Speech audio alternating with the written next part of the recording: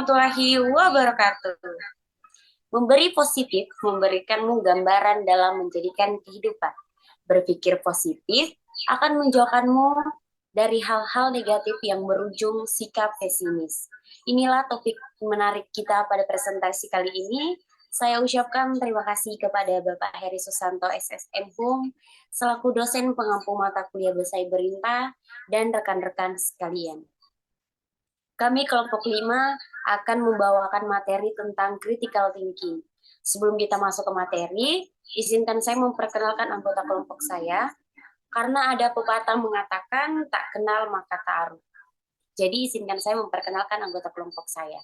Yang pertama ada Mutmainnah, yang kedua ada Vida Amalia Putri, yang ketiga ada Novilia Donada, yang keempat ada Tasya Nurul Inayah, yang kelima ada Lutri Anggreni, dan yang terakhir ada saya sendiri.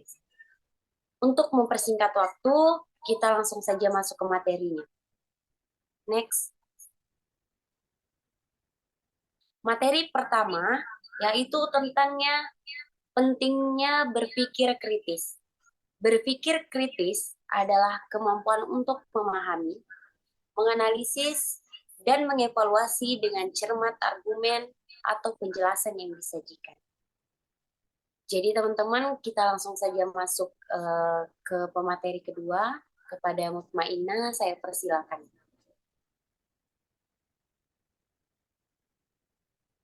Oke, baik.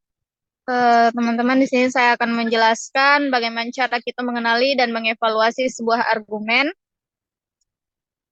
Seperti yang teman-teman lihat di sini ada 3 cara. Yang pertama itu mengenali premis, kemudian yang kedua menentukan kesimpulan, dan yang ketiga yaitu mengevaluasi sebuah kredibilitas. Nah, yang pertama yaitu premis, di mana premis ini adalah sebuah pernyataan yang berupa fakta yang menjelaskan tentang alasan atau bukti. Nah, bukti yang dimaksud di sini adalah bukti-bukti yang mendukung suatu kesimpulan.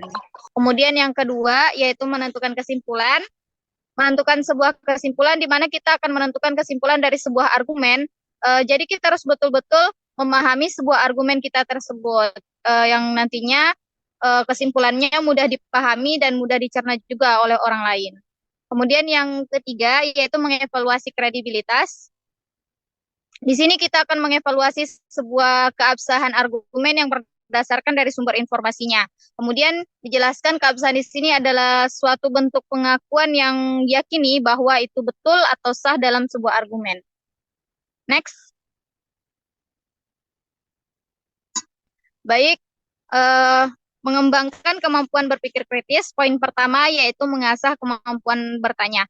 Nah, yang pertama, pertanyakan segala asumsi kalian. Nah, asumsi di sini bisa dikatakan sebagai kerangka berpikir seseorang, di mana jika asumsi kita itu salah, maka kita harus membangun kembali cara berpikir kritis kita.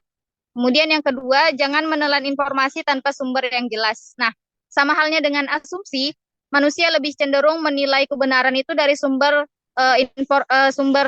yang terpercaya. Padahal tidak semua informasi yang diterima dari figur otoritas itu adalah benar. Jadi kita harus betul-betul meneliti dan kita harus betul-betul memahami sumber informasi yang kita dapat agar nantinya kita tidak mendapatkan informasi yang salah atau hoax. Mungkin itu saja. Selanjutnya akan dijelaskan oleh rekan saya yaitu Novi. Lanjutkan mengembangkan kemampuan berpikir kritis, menyesuaikan perspektif. Yang pertama, memahami peranggapan diri sendiri. Penilaian orang cenderung lebih subjektif dan lemah karena dipengaruhi oleh emosi. Segala hal yang dapat membantu untuk menyikapi informasi dengan bijak. Contohnya kemarin ada virus corona yang di mana harus diwajibkan untuk melakukan vaksin, tapi ada beberapa orang yang tidak mempercayai informasi tersebut. Yang kedua, berpikir sebelum mengambil langkah selanjutnya. Jika kita ingin mengembangkan sesuatu untuk 3 tahun ke depan, maka kita akan berkompetensi dengan banyak orang. Namun, jika kita melakukan 7 tahun ke depan lagi, maka kita hanya akan berkompetensi dengan sepersekian orang. Yang ketiga, meletakkan diri kita di posisi orang lain. Kita memiliki empati yang berguna untuk mengembangkan kemampuan berpikir kritis. Contohnya kita bernegosiasi. Di situ kita harus bisa memposisikan diri kita di diri orang lain, dan kita harus bisa mengubah diri kita menjadi pribadi yang lebih baik. Next. Menggunakan tip yang diberikan. Yang pertama, menjalin koneksi dengan orang yang lebih cerdas dari Anda. Jika kita ingin benar-benar belajar mengembangkan kemampuan berpikir kritis, maka kita harus bisa buang jauh-jauh ego kita dan mencari teman yang lebih cerdas dari kita. Mungkin mereka juga akan melakukan hal seperti itu. Pelajari mereka memandang sesuatu, ambil yang baik, buang yang buruk. Yang kedua, jangan takut gagal. Orang bijak berkata, kegagalan adalah kesuksesan yang tertunda. Banyak orang beranggapan orang sukses tidak pernah mengalami kegagalan. Namun di balik semuanya, orang sukses akan selalu kerja keras, selalu optimis, dan tidak putus asa. Yang selanjutnya akan dilanjutkan oleh Vida. Baik, selanjutnya ada studi kasus berpikir kritis dalam sehari-hari, yaitu ada menonton film, menulis novel, dan sebuah berita. Di sini untuk menonton film dan menulis novel akan saya gabungkan. Karena menonton film dan menulis novel itu sangat erat kaitannya dengan berpikir kritis. Dari menentukan alur, plot, latar itu memerlukan berpikir kritis dari pengarangnya maupun juga pembacanya. Kenapa saya katakan dari pembacanya juga? Karena pada saat kita menonton film maupun pada saat menulis novel, kita sebagai penonton dan juga pembaca akan berpikir mengapa sih film ini dibuat, mengapa sih novel ini ceritanya dibuat, jalan ceritanya film dan novel ini kenapa begini, kenapa ada permasalahan seperti ini di dalam film dan novel tersebut, dan juga karakter-karakter, latar tempat yang mendukung cerita-cerita tersebut, dan apa sih pesan yang ingin disampaikan oleh pembuat film maupun oleh penulis novel yang ingin disampaikan kepada penonton maupun pembaca. Yang kedua, yaitu sebuah berita. Di sini, di zaman yang serba high teknologi, yaitu yang serba teknologinya semakin maju, kita sebagai membaca berita atau orang yang mendapatkan sebuah berita ini harus lebih telaten atau lebih teliti untuk mengelola informasi berita yang kita dapatkan ini. Karena di zaman yang serba canggih seperti sekarang, berita itu bisa tersebar dari sosmed, website. Dulu kan mungkin hanya berdasarkan koran, majalah, tabloid sehari-hari seperti itu. Nah, bagaimana cara kita berpikir kritis untuk menghadapi sebuah berita ini? Yang pertama itu jika kita mendapatkan berita atau mendengar sebuah berita, kita tuh harus mengolah dulu. Apakah di dalam berita ini terdapat opini atau fakta maupun di dalamnya itu misalnya lebih banyak pendapat dari orang-orang. Misalnya, oh begini si A begini atau misalnya oh si B rupanya begini. Nah, di dalam berita itu kan otomatis banyakkan pendapat dibandingkan fakta.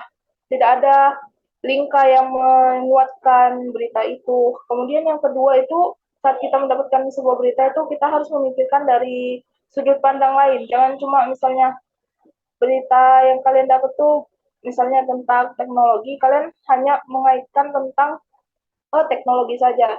Padahal itu ada pendukung lain bisa adanya itu berita. Kalian harus melihat dari sudut pandang berita yang lain itu.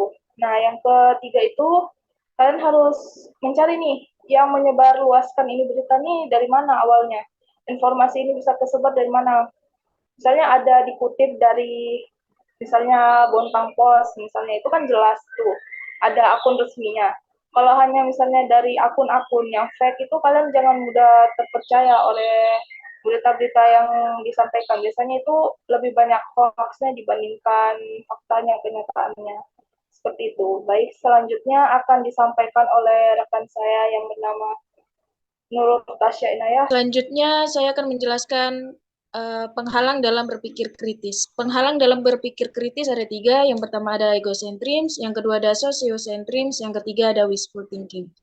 Pertama-tama saya akan menjelaskan apa sih itu egocentrism. Jadi egocentrism adalah kecenderungan membuat dan memahami realitas sebagai yang berpusat diri sendiri. Dan yang memiliki kecenderungan ini orang-orang yang menempatkan pandangan dan nilai-nilai mereka yang lebih unggul dibanding orang lain. Di egocentrism terbagi menjadi dua. Yang pertama ada self-interest thinking dan yang kedua ada self-serving bias.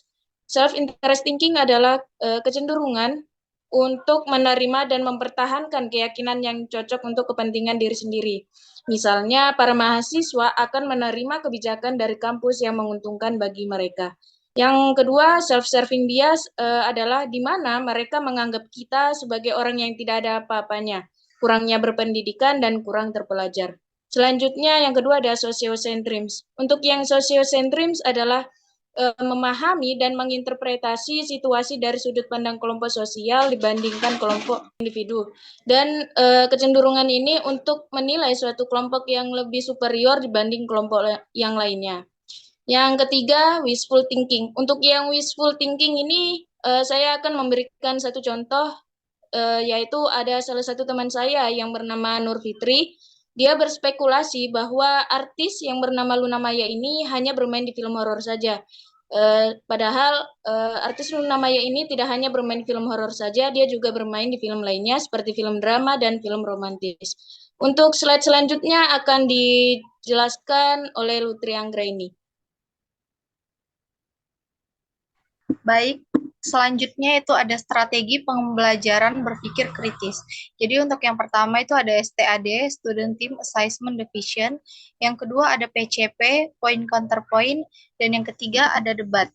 Nah, untuk STAD ini, jadi ini merupakan pembelajaran komparatif yang dikembangkan oleh Robert Slabin dan teman-temannya di Universitas Johns Hopkins. Jadi, misalnya siswa ditempatkan dalam satu tim belajar beranggotakan 4 orang yang merupakan campuran menurut tingkat kinerja mereka masing-masing.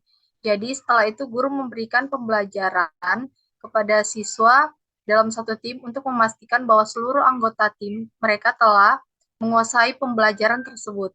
Kemudian seluruh siswa akan diberikan kuis tentang materi itu dengan catatan mereka tidak boleh saling membantu sama lain. Nah, untuk yang kedua, point counterpoint, strategi ini sangat baik untuk melibatkan siswa dalam mendiskusikan isu-isu kompleks secara mendalam. Strategi ini mirip dengan debat, hanya saja dikemas dalam susunan yang tidak terlalu format. Nah, untuk langkah-langkahnya, misalnya guru dan siswa menentukan topik dengan memilih isu yang mempunyai banyak perspektif yang akan menjadi bahasan. Kemudian, siswa dibagi dalam beberapa kelompok dan mengkaji topik tersebut. Setiap siswa harus mendiskusikan materi mereka. Nah, setelah itu, nanti setiap perwakilan akan mempresentasikan hasil berupa argumen yang menjadi pandangan kelompoknya dan akan ditanggapi oleh kelompok lain. Selanjutnya yaitu ada debat.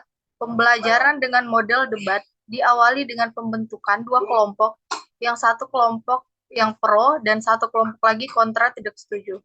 Kedua kelompok ini diberhadapkan untuk saling beradu argumen dalam rangka mengemukakan pendapat untuk meyakinkan siswa lain bahwa yang dikemukakan adalah benar.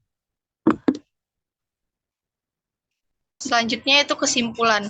Mengetahui pentingnya berpikir kritis dan cara kita mengevaluasi sebuah argumen dalam kehidupan sehari-hari, terdapat banyak studi kasus mengenai berpikir kritis, juga bagaimana cara mengembangkan hal tersebut.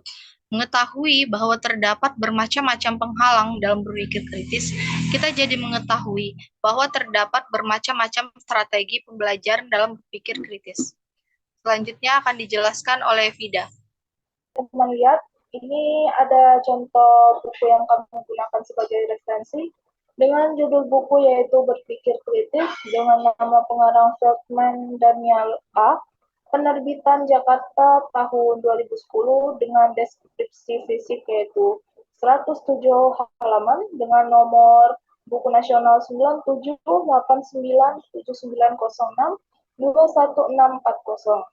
Baik, selanjutnya akan saya kembalikan kepada moderator. Kepada moderator saya persilahkan. Terima kasih teman-teman. Jadi dari diskusi tadi bisa disimpulkan pentingnya berpikir sebelum kita mengambil keputusan. Dan tentunya bisa kita harapkan agar kita bisa mengasah kemampuan berpikir kritis kita secara terus-menerus. Sebelum saya tutup diskusi pada siang hari ini, saya mau mengucapkan terima kasih atas kesempatannya. Dan ada quotes dari Mbak Bell Hooks, di mana beliau mengatakan, berpikir kritis mengharuskan kita menggunakan imajinasi kita, melihat segala sesuatu dari sudut pandang yang berbeda dari sudut pandang kita sendiri, dan banyak kemungkinan berkonsekuensi dari posisi kita. Sekian presentasi dari kelompok saya, semoga bermanfaat untuk teman-teman sekalian. Kurang dan lebihnya mohon maaf. Wabillahi taufiq wal hidayah. Wassalamualaikum warahmatullahi wabarakatuh. Dah guys, see you.